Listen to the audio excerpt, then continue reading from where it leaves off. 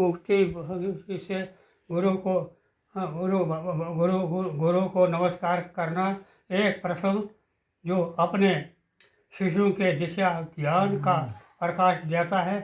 वैदिक पद्धति में घोर शोक कार्य की आवश्यकता नहीं है। संसारिक विधाता में हमें किसी सोच कार्य के द्वारा अपने शैक्षिक ज्ञान का प्रमाण देना पड़ता है, किंतु वैदिक पद्धति जिसमें से भिन्न पूरी भद्र शो कार्य पहले ही कर दिया है।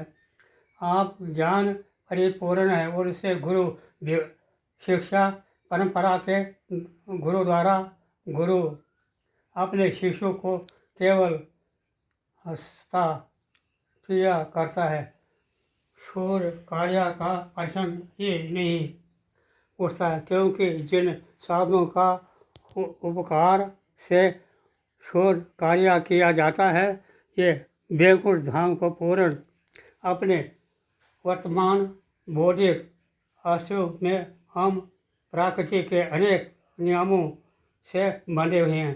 सभी द्वादश की अपनी इंद्रियों की अपूर्ण के कारण 4 दोषों के अधीन हैं। एक दोष तो यह है कि दृढ़ जीव को निश्चय ही को त्रुटियाँ गलतियाँ करता है। ऐसा कोई मनुष्य नहीं है जो कि त्रुटियाँ ना करता है। 2 उदाहरण के लिए भारत में महात्मा गांधी के एक महान व्यक्तित्व माता माना जाता था, किंतु उन्होंने भी त्रुटियाँ की। जिस सभा में मरे हुए उसे जाने से 5 मिनट पूर्व उनके विश्व साथियों ने उन्हें वहाँ जाने से मना किया था, किंतु उन्होंने 8 पकड़ लिया। द्वादश दशा में त्रुटियाँ करना पड़ा है स्वाभाविक। इसलिए अंग्रेजी में ये प्रसिद्ध कहावत है, चल पड़ा है। त्रुटियाँ करना मनुष्य के लिए स्वाभाविक है। दृढ़ जीव की दूसरी अपूर्ण यह है कि यह निश्चय ही रूप से भ्रमरहित हो जाता है।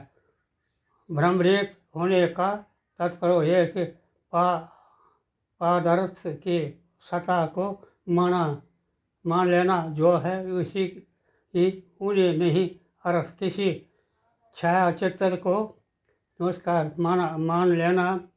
हमसे प्रत्येक जो धारण है कि हमें ये शरीर है, किंतु वास्तव हम सांसारिक शरीर को वास्तव मान लेना माया तीसरी अपूर्ण की तेज की उनसे होना है।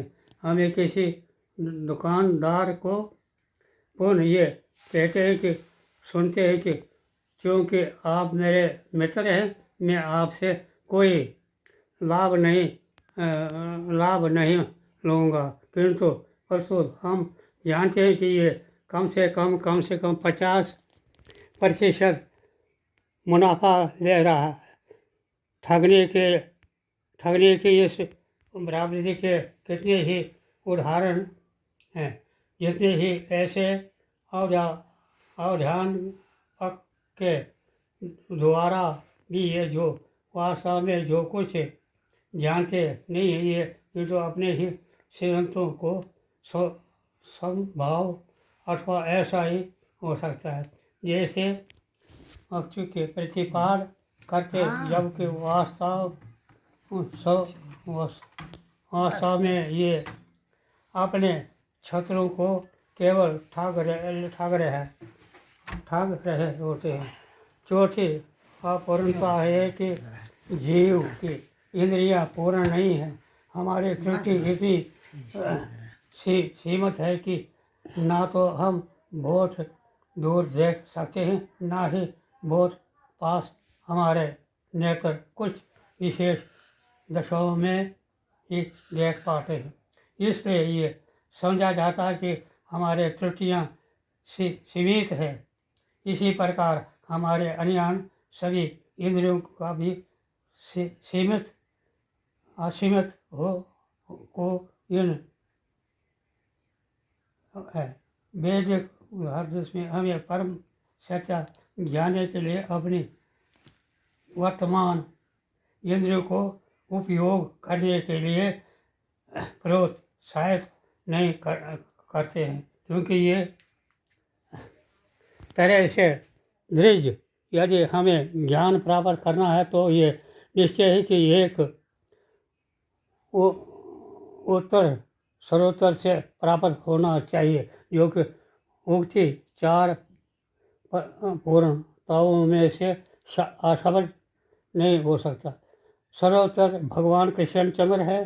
श्रीमद् भागवत गीता के सर्वोत्तम अधिकारी रामायण है कि अनेक ऋषि मुनि द्वारा पूर्ण ज्ञान के अधिकारी के रूप में स्वीकार किया गया है। जो लोग वैदिक साहित्यों के गंभीर अध्येत हैं, ये प्राणी जो स्वीकार करता है। उदाहरण के लिए श्रीमद् भागवत गीता का